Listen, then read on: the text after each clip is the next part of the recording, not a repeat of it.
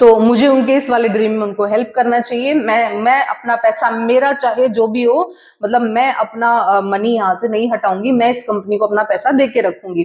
देखो, किसी भी कंपनी में शेयर खरीदने का यही मतलब होता है कि इनडायरेक्टली आप उस बिजनेस की ग्रोथ के लिए आप अपना पैसा देते हो, ताकि आप जिस कंपनी के साथ जुड़ रहे हो, आप मतलब वो कंपनी भी ग्रोथ करे और आप भी ग्रोथ करो, है ना। लेकिन ये जानते हुए कि कंपनी पे इतना बड़ा डेट है, उसके बाद भी जो मैंने उस कंपनी में इतने बड़े इन्वेस्टमेंट के साथ में बनी रही, उसका रीजन वही था कि वो सेमीकंडक्टर प्लांट लगाएंगे, और इसी उसमें मैं वेदांता में पैसे डालती गई। लेकिन क्या हुआ ना कि अभी इन मैं अपना नॉलेज भी लगातार अपडेट करते रहती हूँ। तो अपने नॉलेज अपडेशन के बाद, जब लास्ट ईयर की बात है, शायद फरवरी की बात है, इन्होंने बड़ा अच्छा डिविडेंड अनाउंस किया था। मुझे बहुत अच्छे से ध्यान नहीं है वो कितना डिविडेंड था, शायद काफी अच्छा था, मतलब 30-35 रुपए का डिविडेंड था। तो उस डिविडेंड की न्यूज के चलते ये शेयर 270 रुपए से 330-340 का हाई मार के आया था। तो मुझे इतना तो पता चल गया था कि भाई ये 300 के ऊपर तो जाने वाला है ये शेयर, और 300 तक तो ये सेफ है, वहां तक कोई दिक्कत नहीं है। हालांकि उन दिनों क्योंकि डिविडेंड इतना बड़ा था, तो ये शेयर पूरा 340-345 का हाई लगा के आया था। ठीक फरवरी में, मतलब एक्स डिविडेंड डेट से पहले, जब मैंने इस शेयर से अपना मुझे लगा था कि जिस तरह की मेटल सेक्टर को लेकर न्यूज आने लगी थी कि अब मेटल सेक्टर में कुछ प्रॉब्लम आने वाली है, वो हल्की फुल्की जब आप न्यूज के अपडेशन में रहोगे ना, तो आपको खुद ही पता चलने लग जाएगा कि बिफोर, मतलब 5-6 महीने पहले से आपको कुछ भनक लगने लग जाएगी, जब अगर आप रेगुलर न्यूज के टच में रहोगे। ये फायदा होता है, इसीलिए बोलती हूँ कि रेगुलर न्यूज़पेपर आपको जरूर पढ़ना है अगर आप शेयर मार्केट में पैसा कमाना चाहते हो। तो हल्की फुल्की जब मुझे लगने लगा था कि मेटल सेक्टर में कुछ प्रॉब्लम होने वाली है, और मेटल सेक्टर में प्रॉब्लम आते के साथ ही कंपनी को बहुत बड़ी दिक्कत आ जाएगी, क्योंकि कंपनी के ऊपर बहुत बड़ा डेट है, और कंपनी अगर प्रॉफिट नहीं जनरेट कर पा रही है, तो कंपनी अपने डेट के लिए इंटरेस्ट कहां से भरेगी, है ना। ये सारी चीजें मुझे दिमाग में पहले से क्लियर थी। उसके बावजूद भी मैंने क्या किया, जो वो शेयर का मुझे पता था कि भाई एक्स डिविडेंड डेट के बाद शेयर गिरने वाला है, तो उस एक्स डिविडेंड डेट के दिन 330 के आसपास मैंने अपनी सिर्फ हाफ क्वांटिटी काटी। मतलब उस वक्त भी मैं अपने मन को ये नहीं समझा पा रही थी कि मुझे ये भी पता है कि शेयर गिरेगा और 300 से नीचे भी जा सकता है। तब तक तो ये 200 वाला खेल तो मुझे समझ ही नहीं आया था कि ये इतना नीचे भी चला जाएगा। उसका रीजन मैं आपको बता चुकी हूँ, क्योंकि कंपनी पे इतना बड़ा डेट होने के बाद क्या होता है ना, अगर मेटल साइकिल डाउन ट्रेंड पे है, कंपनी के प्रॉफिट मार्जिन हर्ट कर रहे हैं, तो फिर एक तेज सेलिंग, फिर तो सेलर्स बैठे होते हैं आपकी हर छोटी छोटी नेगेटिव न्यूज पे गंदी तरीके से सेल कराने के लिए। यही हुआ वेदांता में, कि वेदांता को जब वो एक्स डिविडेंड रेट के बाद वो 300 से नीचे गिरा, उससे पहले मैंने सिर्फ अपना हाफ स्टेक काटा, just because of my emotions के चलते, कि नहीं भाई सेमीकंडक्टर प्लांट हमें लगाना है, हम लगा के रहेंगे, कोई बात नहीं। मेरा आधा पैसा मैंने निकाल लिया है, प्रॉफिट बुक कर लिया है, लेकिन आधा पैसा मैंने फिर भी वेदांता में लगाए रखा। तो मैं आपको यही बताती हूँ कि अगर आप अपने इमोशन से ड्राइव होके शेयर मार्केट में काम करेंगे ना, तो आप बहुत ज्यादा नुकसान उठा सकते हैं। हालांकि जो वेदांता में मैंने क्वांटिटी, जो 330 पे मैंने प्रॉफिट बुक किया था, वो मैंने बहुत अच्छा खासा एक हैंडसम प्रॉफिट बुक किया था वेदांता में। लेकिन इतना सारी चीजें जानने के बाद भी जो हाफ क्वांटिटी मैंने छोड़ी थी, वो सिर्फ और सिर्फ मेरे इमोशंस में आके, क्योंकि उस वक्त ना तो टेक्निकल ही वेदांता को 300 के ऊपर रहने के लिए सपोर्ट कर रहे थे, और ना ही वो डिविडेंड की न्यूज, और ना ही उस वक्त का मेटल सेक्टर का रुझान। किसी भी तरह की कोई भी न्यूज या कोई भी सेंटिमेंट उस वक्त मुझे वेदांता में बने रहने के लिए प्रमोट नहीं कर रहा था। लेकिन जस्ट बिकॉज ऑफ कि मुझे सेमीकंडक्टर प्लांट लगाना है, मैं भी एक इलेक्ट्रॉनिक्स इंजीनियर हूँ, इलेक्ट्रॉनिक्स इंजीनियर्स को काम मिलेगा, इलेक्ट्रॉनिक्स इंजीनियर ग्रोथ करेंगे, ये वो बहुत सारा बकवास दिमाग में थी, बहुत सारी कहानियां दिमाग में चल रही थी। और मैंने उन चीजों को, जो कि एक प्योर मैथमेटिक्स जिसपे कि शेयर मार्केट काम करता है, मैंने उसको अंडर एस्टिमेट किया। मैंने उसको मतलब मैंने अपने दिमाग की नहीं सुनी, दिल से सुनी। तो मैं बताती हूँ आपको कि दिल से यहाँ शेयर मार्केट में आप सुनोगे ना, यहाँ कोई सुनवाई नहीं है। यहाँ जब शेयर पे मार पड़ती है, जब भी यहाँ शेयर पे आपके सेलर्स हावी होते हैं ना, तो वो कितना भी गंदी तरीके से उस शेयर को नीचे लेके जा सकते हैं। और वेदांता के साथ तो इतनी सारी नेगेटिविटी अटैच ऑलरेडी थी, तो ये शेयर पूरा 200 तक का डिप इसने दोबारा दिया। लेकिन इस बार जब वेदांता 200 पे था, तो मैंने उसमें एक सिंगल रुपया नहीं लगाया। और हाँ, इनफैक्ट अब जब इस शेयर ने किसी वजह से ये 250 का सपोर्ट लेवल मेंटेन किया, तो जस्ट बिकॉज एक शॉर्ट ट्रेड लेने के लिए, मतलब मैं, देखो, किसी भी खतरनाक कंपनी में, खतरनाक इसलिए बोल रही हूँ कि इतना बड़ा डेट है ना कंपनी पे, और अभी तो क्योंकि मेटल सेक्टर में चाल है, मेटल सेक्टर में चाल है, इस वजह से वेदांता सस्टेन कर रहा है। जिस दिन मेटल सेक्टर की चाल खत्म होगी या किसी भी वजह से XYZ दिक्कत आएगी ना, तो सबसे ज्यादा जो जो कहते हैं ना कि सेलिंग आने की चांसेस हैं, वो वेदांता में आने के चांसेस हैं। अभी छुटपुट ये जो पॉजिटिव न्यूज आने लगी है कि S&P ने इसको थोड़ा सा अपग्रेड कर दिया है। पहले पहले इसका आउटलुक नेगेटिव आया था, आउटलुक नेगेटिव आते के साथ फिर से ये शेयर 250 के नीचे चल पड़ा था। लेकिन फिलहाल अभी फिर से एक नई न्यूज आई है कि S&P ने इसके अगले 2 साल का आउटलुक थोड़ा नेगेटिव, मतलब ऐसा नहीं किया है कि कंपनी बिल्कुल बर्बाद हो जाने वाली है, कंपनी थोड़ा बहुत सस्टेन करेगी, कंपनी सस्टेन करेगी, आई नो। लेकिन अगर आपका लॉन्ग टर्म का व्यू है और आप शेयर मार्केट में नए हैं, टेक्निकल्स की समझ नहीं है, न्यूज का बहुत ज्यादा पता नहीं है, तो आप एक काम कर सकते हैं कि आप इस तरह की कंपनी से दूर रह सकते हैं। इन कंपनीज में बहुत दिक्कत है। जैसे ही मार्केट में दिक्कत आती है, सबसे सबसे ज्यादा दिक्कत इस तरह की कंपनीज में आती है जिन कंपनीज पे हाई डेट होता है। तो आप भी कोशिश कीजिए कि एक तो डिविडेंड के कच्चे लालच में नहीं फंसना, और दूसरी चीज, अगर आप इमोशंस के तहत आके आप किसी तरह का यहाँ बाइंग या सेलिंग डिसीजन लेते हैं ना, वो आपको कभी कभी बहुत महंगा पड़ सकता है, क्योंकि वो आप सब कुछ चीजें आप जानने समझने के बाद भी आप उस स्टॉक से डिटैच नहीं हो पाएंगे, आप उस स्टॉक को निकाल नहीं पाएंगे, है ना। क्योंकि यहाँ शेयर मार्केट में आपके इमोशंस की कोई जगह नहीं है। यहाँ प्योर प्ले मैथमेटिकल गेम चलता है, सीधा साधा चीजें अगर फेवर में है किसी कंपनी के तो वो शेयर अप मूव करेगा, और अगर अगर चीजें फेवर में नहीं है तो वो चाहे कोई भी बिजनेसमैन हो, चाहे वो कैसा भी इंडस्ट्री हो, उन सारी इंडस्ट्री पे सेलर्स हावी हो जाते हैं। तो आप वो फिर काफी पेनफुल हो जाता है। मतलब हम नए नए शेयर मार्केट में आते हैं, हालांकि मेरे साथ तो मेरे मेंटोर भी काफी टाइम मेरे साथ रहे थे, उन्होंने मुझे इस तरह के अप्स एंड डाउन्स में खुद को इमोशनली किस तरह से कूल रखना है वो सारी चीजें मुझे बता रखी थी। लेकिन हाँ, सबसे ज्यादा प्रॉब्लम आती है कि जो लोग नए आते हैं, आते के साथ कुछ इमोशंस में आके कि नहीं नहीं मुझे तो ये कंपनी अच्छी लगती है, नहीं नहीं मुझे तो ये बिजनेस अच्छा लगता है, और जाके बिना मतलब जाने समझे उसमें जाके पैसा लगा देते हैं, और उसमें फिर बने भी रहते हैं, उसमें लॉन्ग टर्म इन्वेस्टर बने रहते हैं, उसमें 5-5 10 साल बने रहते हैं सोच के कि हाँ वहां कुछ जादू होने वाला है। लेकिन कंपनी की बिना प्रॉपर समझ हुए, या तो कोशिश करो, अगर आपको कुछ नहीं समझ में आता है तो निफ्टी 50 के स्टॉक उठा लो, एटलीस्ट आपका पैसा रहेगा, वो बिल्कुल खत्म नहीं होगा, है ना, खराब नहीं होगा। लेकिन इस तरह के डिविडेंड के लालच में, या फिर वो कंपनी बोनस दे रही है, या फिर वो कंपनी स्प्लिट दे रही है, या फिर मतलब कि कंपनी के फंडामेंटल्स या कंपनी के बारे में अगर आपको पता नहीं है, शेयर मार्केट की समझ नहीं है, तो केवल इस तरह के छोटे छोटे कच्चे लालच में फंस के या किसी तरह के इमोशंस में आके आपको शेयर्स नहीं बाय करने चाहिए। अगर आप आईटी मैं बार बार कह रही हूँ, आईटी चलेगा 2024 आईटी का साल है। आईटी में आप प्लीज पोजीशन बना लीजिए कहीं कहीं भी, जो भी आपकी फेवरेट कंपनीज हैं। अब जब भी आईटी का नाम आता है ना, तो हम रिटेलर्स के दिमाग में सिर्फ और सिर्फ 3-4 स्टॉक आते हैं, इन्फोसिस, टीसीएस और विप्रो। और उसमें भी जो हम इंडियन लोग हैं ना, हम खरीदना चाहते हैं सस्ता, तो हम इन तीनों कंपनीज में से सबसे सस्ती कौन सी है? विप्रो। तो हम सबसे पहले जाके विप्रो को बाय करते हैं, है ना। रिटेलर्स की बात कर रही हूँ, कोई भी म्यूचुअल फंड या कोई भी एफआईआई इस वक्त विप्रो को बाय नहीं कर रहा है। लेकिन जो इस वक्त सबसे बड़े बिग बायर्स बने हुए हैं ना, वो हम जैसे लोग, जिनको आईटी भी चाहिए और सस्ता भी चाहिए। मैं कह रही हूँ आईटी लेना है ना, अच्छा लेना है, निफ्टी 50 स्टॉक उठाना है, Infosys and TCS far better.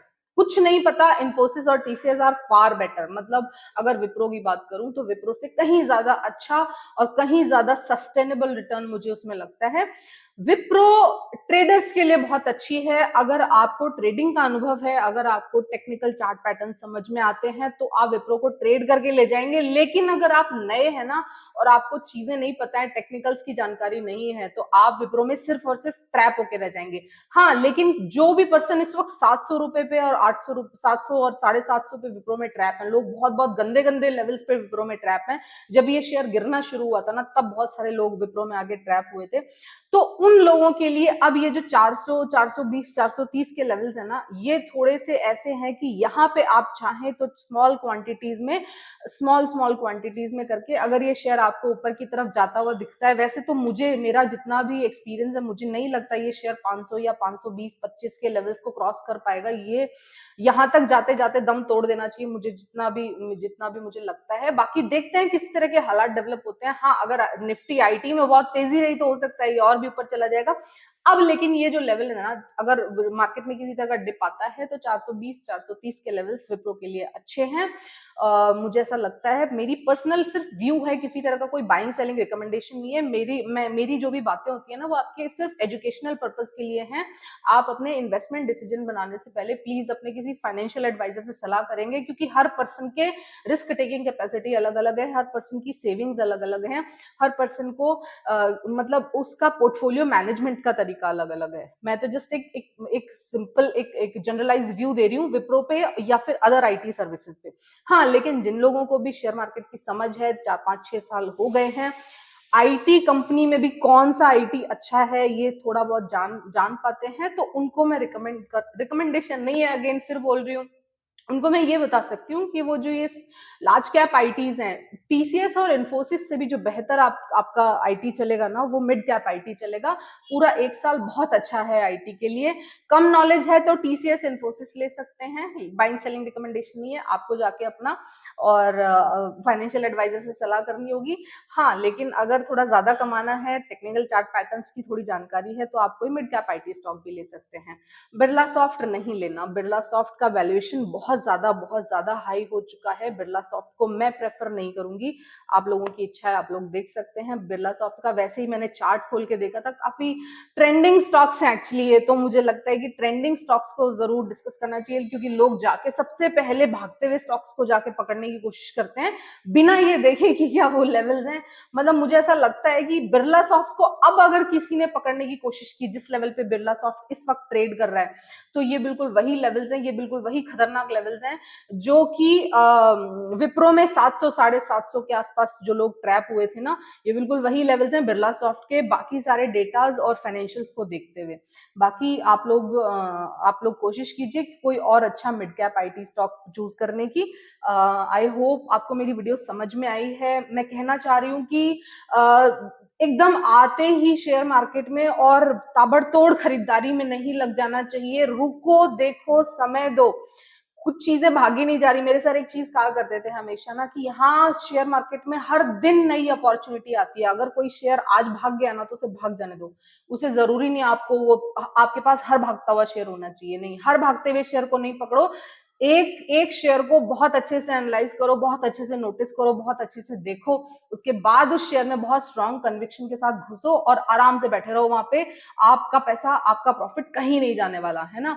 लेकिन आप हर अदर डे आप नए नए स्टॉक्स को लेके आओगे, और हर अदर डे आपको नया नया स्टॉक, या फिर आज ये ले लूं, आज वो ले लूं, कल वो ले लूं, इस तरह से करोगे ना, आपको दिक्कत होगी। पोर्टफोलियो मैनेजमेंट करना बहुत ही ज्यादा मुश्किल काम है, मनी मैनेजमेंट करना बहुत ही मुश्किल काम है।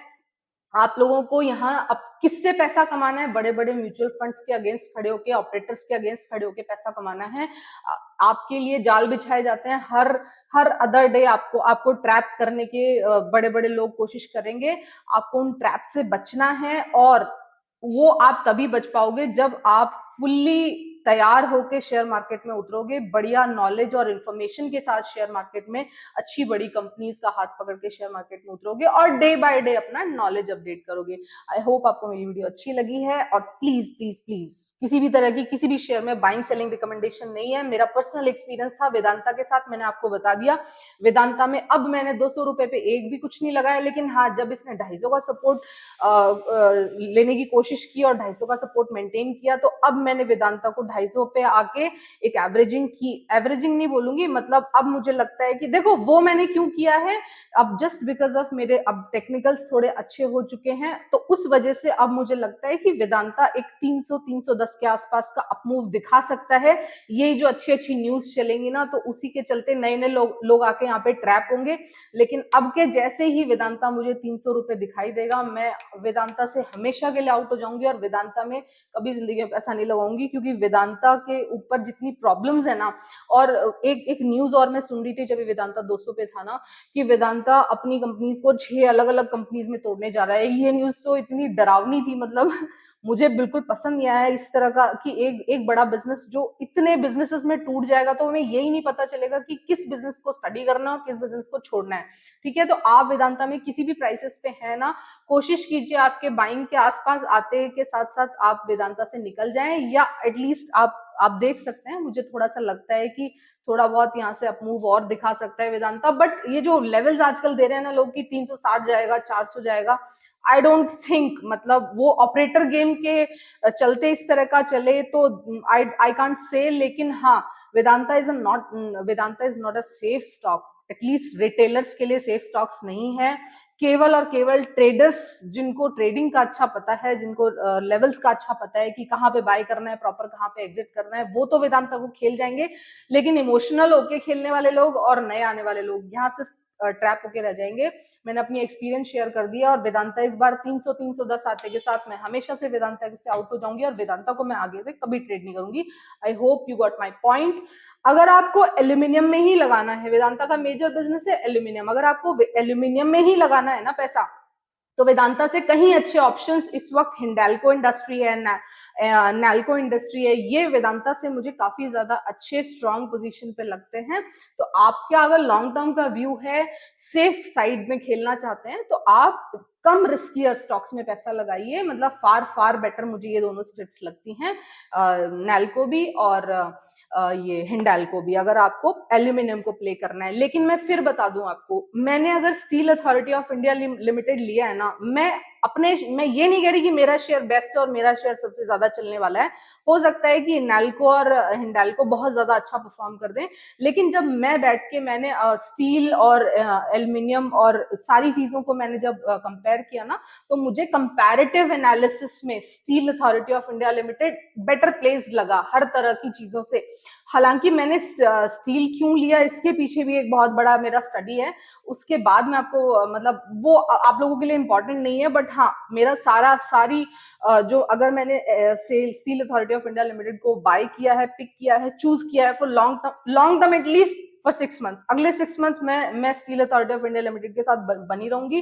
और मुझे ऐसा लगता है कि एक अभी मार्च के आसपास ना एक यहाँ पे डिविडेंड जरूर इस साल आने वाला है steel authority of India limited में। और उसके बाद तो इस शेयर मतलब वो जैसे ही अनाउंस होगा ना, अभी जो थोड़ी बहुत नेगेटिविटी आपको steel authority of India limited में लग भी रही है ना, तो वो इनफैक्ट मैं कहूंगी कि वो कोई नेगेटिविटी नहीं है, इनफैक्ट ये एक अच्छी बाइंग अपॉर्चुनिटी की तरह हम इसे ले सकते हैं। इससे ज्यादा ये कुछ नहीं है। जैसे ही मार्केट रिकवर करेगा ना, ये शेयर सबसे तेजी से सबसे अच्छे से रिकवर करेगा।